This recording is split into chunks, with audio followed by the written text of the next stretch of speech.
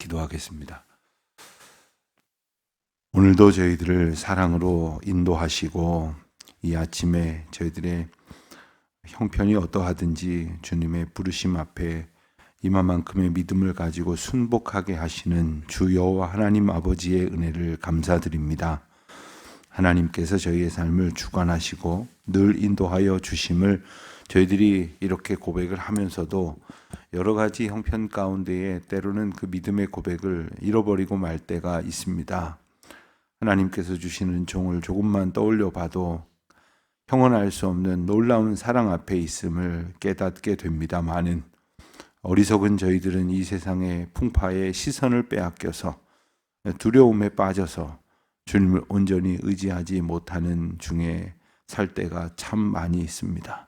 주님 저희를 불쌍히 여겨 주시옵시고 오직 주님만 바라보며 의지하는 믿음의 삶으로 오늘도 살아가게 하여 주시기를 간절히 기도드립니다.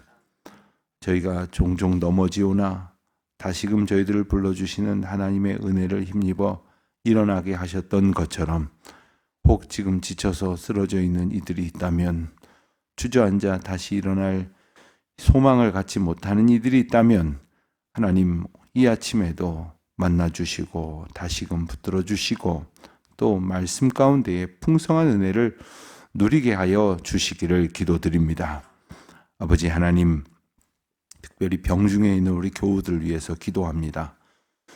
너무나도 편찮으신 분들이 많이 계신데 믿음으로 잘 견뎌낼 수 있기를 저희들은 기도하면서도 참으로 약해질 수밖에 없는 저희의 믿음 없음을 주님께서 불쌍히 여겨 주시지 않으면 단 하루도 믿음에 합당한 삶을 살아갈 수 없사오니 저희 모두를 언제나 주님의 강권적인 팔로 붙들어 주시기를 기도드립니다. 치료를 앞두고 있는 교우들이 있습니다.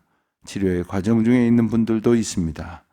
하나님 특별히 그들에게 은혜를 베푸셔서 치료의 과정 속에서 하나님의 도우심을 분명히 깨닫는 날들, 또 이 세상의 소망 없음 가운데에 오직 소망이 되어주시는 예수 그리스도 이름 앞에서 독수리 날개치며 올라감 같은 새 힘을 얻는 기쁨을 충만히 누리게 하여 주시기를 기도드립니다. 세상에서는 아무런 희망을 가질 수 없다고 말하는 중에도 오직 주님만이 저희의 소망이심을 고백하는 가운데에 하나님께서 저희를 영육간에 강건하게 하시고 구원하시고 온전케 하여 주시는 은총을 더하여 주시옵소서. 하나님, 특별히 하나님의 은혜 앞에 저마다의 기도 제목을 가지고 주님 앞에 나와왔습니다. 하나님 앞에 이 기도의 간구를 드릴 때마다 우리 주님의 뜻으로 채워지게 하여 주시옵시고 기도하면서 점점 더 저희들의 헛된 생각들은 사라지게 하여 주시기를 간절히 기도드립니다.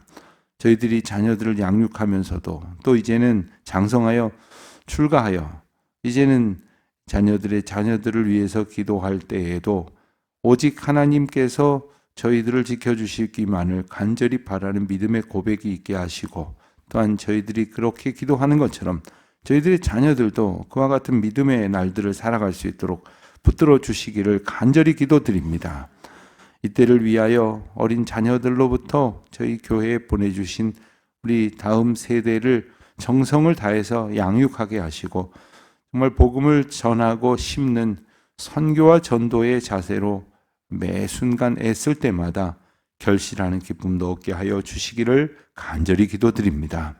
하나님, 특별히 우리 교회 학교를 위해서 애쓰시는 우리 선생님들 하나님의 장중에 붙들어 주시옵시고 힘을 얻어 용기를 얻어 소망 가운데에 우리 자녀들을 바라보며 나아갈 수 있게 하여 주시옵소서.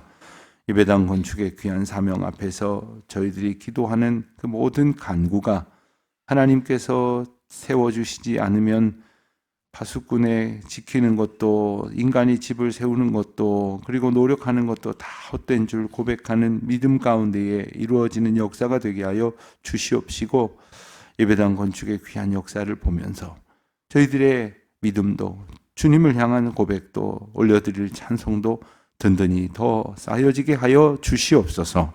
일마타 수고하시는 모든 분들 기름 부어 복 주시고 삶에서 터전에서 겸하여 애쓰는 모든 일마다 하늘의 영광을 얻게 하여 주시옵소서. 이 아침도 주의 말씀 붙들기를 원하오니 일깨워 주시고 깨달을 때마다 지혜로운 말씀으로 풍성케 하옵소서. 감사하오며 예수님의 이름으로 기도드립니다. 아멘. 요한복음 21장입니다. 요한복음 마지막 21장 1절부터 14절까지 말씀 우리 같이 한 목소리로 봉독하겠습니다. 요한복음 21장 1절부터 14절까지 말씀 이제 저와 함께 봉독합니다. 그 후에 예수께서 디베랴 호수에서 또 제자들에게 자기를 나타내셨으니 나타내신 일은 이러하니라. 시몬 베드로와 디드모라 하는 도마와 갈릴리 가나 사람 나다나엘이 세베대의 아들들과 또 다른 제자 둘이 함께 있더니 시몬 베드로가 나는 물고기를 잡으러 가노라 하니 그들이 우리도 함께 가겠다 하고 나가서 배에 올랐으나 그날 밤에 아무것도 잡지 못하였더니 날이 새어갈 때에 예수께서 바닷가에 섰으나 제자들이 예수이신 줄 알지 못하는지라. 예수께서 이르시되 얘들아 너희에게 고기가 있느냐 대답하되 없나이다. 이르시되 그물을 배 오른편에 던지라. 그리하면 잡으리라 하시니 이에 던졌더니 물고기가 많아 그물을 들 수 없더라. 예수께서 사랑하시는 그 제자가 베드로에게 이르되 주님이시라 하니 시몬 베드로가 벗고 있다가 주님이라 하는 말을 듣고 겉옷을 두른 후에 바다로 뛰어내리더라. 다른 제자들은 육지에서 거리가 불과 한 50칸쯤 되므로 작은 배를 타고 물고기 그물을 끌고 와서 육지에 올라와 보니 숯불이 있는데 그 위에 생선이 놓였고 떡도 있더라. 예수께서 이르시되 지금 잡은 생선을 좀 가져오라 하시니 시몬 베드로가 올라가서 그들을 육지에 끌어올리니 가득 찬 물고기가 153마리라. 이같이 많으나 그물이 찢어지지 아니하였더라. 예수께서 이르시되 와서 조반을 먹으라 하시니 제자들이 주님이신 줄 아는고로 당신이 누구냐 감히 묻는 자가 없더라. 예수께서 가셔서 떡을 가져다가 그들에게 주시고 생선도 그와 같이 하시니라. 이것은 예수께서 죽은 자 가운데서 살아나신 후에 세 번째로 제자들에게 나타나신 것이라. 아멘. 어떤 학자들은 요한복음이 20장까지로 맞춰졌으나 21장에 마치 에필로그와 같은 내용이 이제 첨언되어졌다 이렇게 보기도 합니다. 물론 이 말씀을 통하여서 하나님께서 주시는 그 복음의 귀한 의미를 봤을 때 그런 구분이 큰 의미가 없겠습니다마는 오늘 말씀은 다른 복음서에서 다루지 않고 있는 그런 특별한 내용이면서 또 특별한 예수님의 사랑을 우리에게 보여주고 계신 분명한 본문입니다. 1절 말씀을 보면 그 후에 이랬는데 이 그 후 그러니까 앞선 예수님께서 두 차례 제자들에게 나타나셨던 일 이후에 그러니까 예수님께서 부활하시고 나서 제자들에게 부활하신 예수님 자신의 몸을 분명히 일깨워 주심으로 부활 사건을 인식할 수 있도록 하시고 그 제자들에게 특별한 깨달음을 주신 이후에 있었던 일이다 하는 겁니다. 자, 그렇다면 그러한 놀라운 사건, 은혜로운 사건이 있었던 후에는 어떻게 살아야 마땅합니까? 하나님께서 주신 그 엄청난 은혜를 다른 사람들도 아닌 제자들에게 가장 가까이에서 가장 분명하게 경험하게 하셨다는 것은 제자들로 하여금 그 은혜에 합당한 삶을 살도록 인도하셨다는 것인데 오늘 본문의 말씀을 보면 결코 그렇게만 보이지 않은 일들이 나옵니다. 그것은 바로 이 제자들이 바닷가에 고기를 잡으러 갔기 때문입니다. 오늘 본문에 보면 2절 이하에 7명의 제자들이 이름이 기록되어 있기도 하고 또 익명으로 처리되어 있기도 하는데 7명의 제자들이 베드로가 물고기 잡으러 가겠다 하니 다 따라 나섰습니다. 그렇지만 그날 밤에 아무것도 잡지 못하였다. 학자들은 말을 하기를 제자들이 예수님께서 너희로 하여금 사람 낚는 어부가 되게 하리라 이렇게 부르셨지만 그 후에 전혀 물고기를 잡지 않았다고 단정할 수는 없다. 그러니까 그들이 아무것도 안 하고 한두 명도 아니라 여러 사람의 인원이 아무것도 안 하고 예수님하고 다니면서 말하자면 이제 그들이 지내는 여비, 생활비가 필요할 터인데 그것을 조달하기 위한 수단으로 때때로 물고기를 잡았을 수도 있다. 뭐 이렇게 이야기를 하기도 합니다. 물론 그 또한 중요한 이야기는 아닙니다.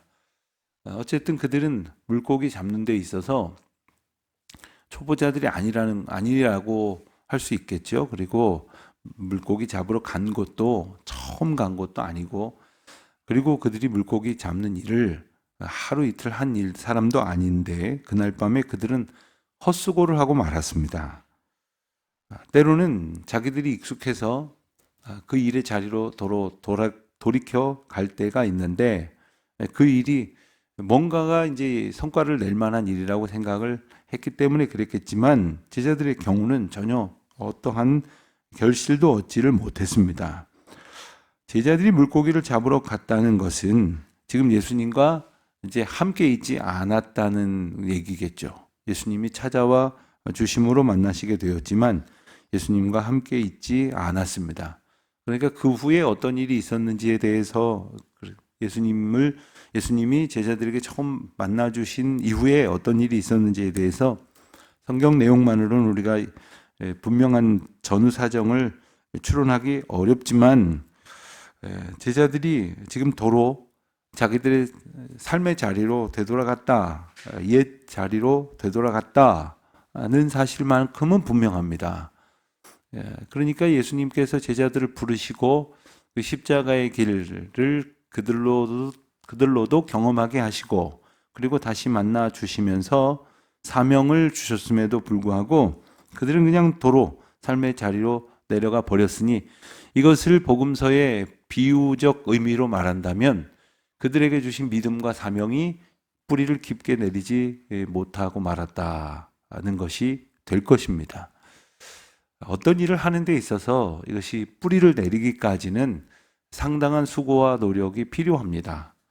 그렇지만 믿음의 영역에 있어서는 우리의 수고와 노력의 결과가 아니라 우리를 붙드시는 예수님의 전적인 은혜임에도 불구하고 그들이 뿌리를 내리지 못했다는 것은 지금껏 예수님과 함께 특별한 은혜를 경험했음에도 불구하고 예수님을 전적으로 바라보지 못하고 의지하지 않은 채 여차하니 자기의 삶의 자리로 돌아가 버리겠다고 마음먹은 결과일 것입니다. 그들의 결과 어떻게 되었습니까? 물고기를 잡으러 갔지만 밤새 아무것도 잡지 못하였다. 헛수고했다는 겁니다. 여러분 혹시 그런 경험이 없으십니까? 이건 주님께서 기쁨 가운데 하게 하시는 일이 아님에도 불구하고 나한테 분명히 유익이 될 거라고 생각이 들어서 열심히 했는데 정말 열심히 했는데 헛수고가 되었고 정말 아무런 유익도 결실도 얻지 못했다고 한다면 그때의 어떤 감정을 갖게 되셨습니까? 그제서라도 이거 정말 내가 헛일을 하고 있었구나. 이건 하나님께서 주신 마음으로 내가 순종하여 한 일이 아닐 텐데 오히려 그때라도 깨닫게 되었다면 헛수고의 은혜가 있는 거죠. 그래서 그때에 하나님께서 부르시는 진정한 의미를 깨달을 수 있게 된다면 그거야말로 복이 아닙니까? 근데 세상을 살다 보면 참 안타까운, 남의 인생을 들여다보다가 참 안타까운 것은 잘못된 길로 가는데 그게 또 잘 되는 걸로 생각을 하는 분들이 있어요. 이쪽 건너편에서 보면 잘못된 길임에도 불구하고 마구 그 일을 애쓰고 혹 그 일로 인하여 얻어지는 결과의 결실이 굉장히 만족스러운 것이라고 해서 잘 된 줄 알고서는 그리 즐거워하면서 열심히 가는 그런 이들이 얼마든지 있다는 말입니다. 그것이 헛일인데도 말이죠. 그렇다고 한다면 헛일은 헛수고가 되도록 하시는 것이 하나님의 특별한 은혜라는 것을 우리는 알아야 합니다. 그래서 애쓰고 결실을 얻지 못했을 때 하나님께서 주시는 특별한 부르심이 있음을 또한 우리 기억하게 되죠. 예수님께서 그들에게 말을 거셨습니다. 5절에 보니까 얘들아 너희에게 물고기가 있느냐. 이 말의 원어를 보면 우리말에도 그렇게 표현됐지만 초면에 하는 말이 아닙니다. 초면에 있는 초면 관계에서 하는 말 정도가 아닌 훨씬 친근한 말로 이렇게 들려지게 하셨습니다. 알아들을 수 있도록 하신 거죠. 그리고 제자들과 평소와의 그 친근한 관계를, 그 유대를 즉시 보여주신 것이기도 하죠. 우리말 번역에는 고기가 있느냐 이랬지만 원어 표현을 보면 부정적인 의문문으로 이제 묘사가 표현이 됐기 때문에 우리말로 좀 더 정확하게 고쳐서 보자면 얘들아 너희에게 고기가 없지? 뭐 이 정도로 번역을 할 수가 있습니다. 그러니까 없는 사정 다 아시는 거예요.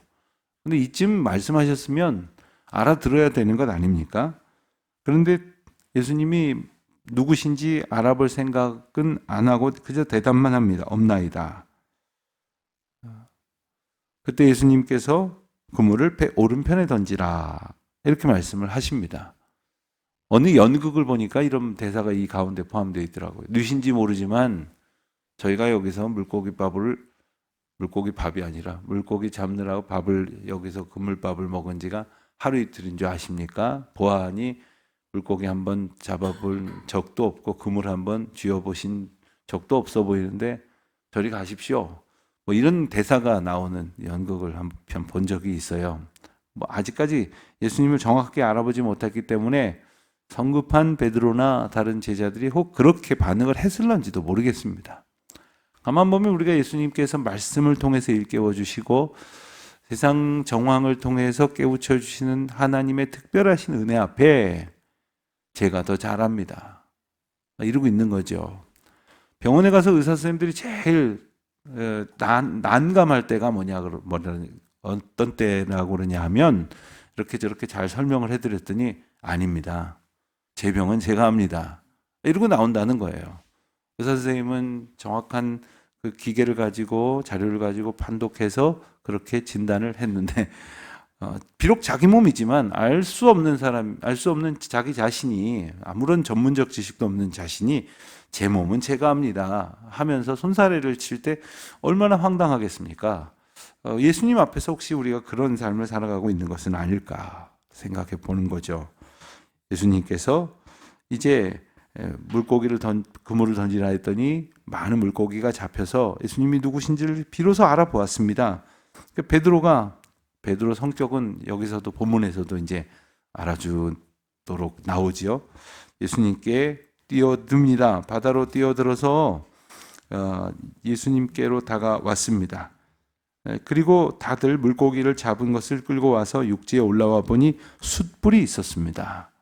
그 숯불을 보면서 어떤 생각을 했을까요? 그 숯불은 바닷가에 물고기 잡는데 있을 정황이 아니었지요. 아마도 베드로는 이제 대제사장 뜰에서 예수님을 쫓아 멀찌감치 갔지만 그곳의 하속들 아랫사람들과 함께 불을 쬐면서 눈치를 보고 있던 자기 자신의 모습을 떠올리지 않았을까요? 예수님께서 지금 잡은 생선을 좀 가져와 보라 하셨습니다. 그들에게는 방금 전까지도 생선은 한 마리도 없었습니다. 그렇지만 예수님께서 하신 말씀에 순종해서 얻은 결과물을 앞에 가져와 보라 하시는 겁니다.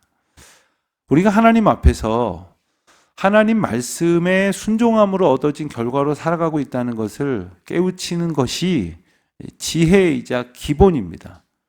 그러니까 내게 주신 은혜가 하나님께로부터 허락된 전적인 은총임을 알 때에 감사가 시작이 됩니다. 그때에 하나님 앞에 응답으로서의 삶을 살아가게 됩니다.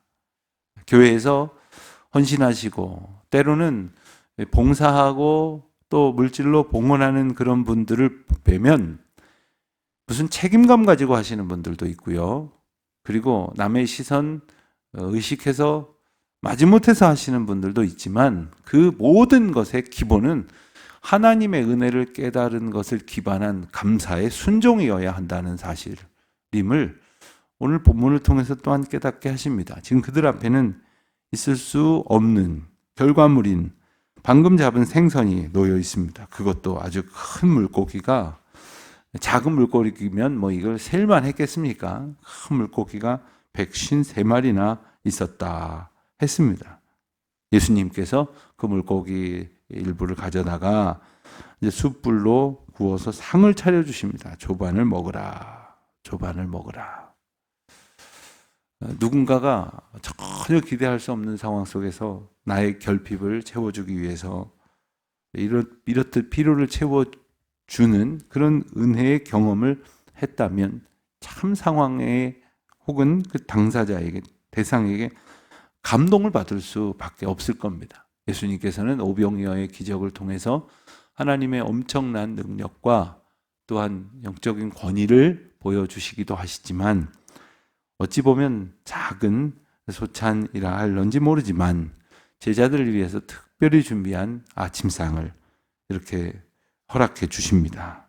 그리고 그들은 이제 예수님이 어떤 분이신지를, 누구신지를 분명히 깨닫고 저분 누구야? 이렇게 이제서 묻는 것이 아니라 깨달은 중에 그저 주신 그 귀한 음식을 대합니다.